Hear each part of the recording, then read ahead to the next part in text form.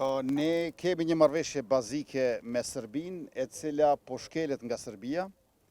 dhe natyrisht që për të normalizuar marrëdhëniet midis dy vendeve tona është e domosdoshme që ata pikë së pari t'ua dorëzojnë autoriteteve të shtetit ton, Milan Radojqićin, kryekriminalin i cili na e vrau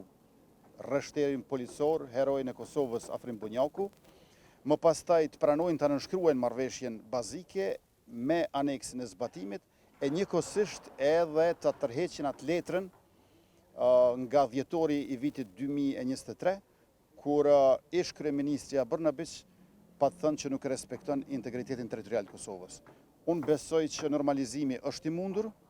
trysnia duhet të jetë mbi Beogradin dhe gjithmonë e mirëpresim rolin e Shtetit Bashkuar të Amerikës, të cilët paraqesin aleatin ton kryesor,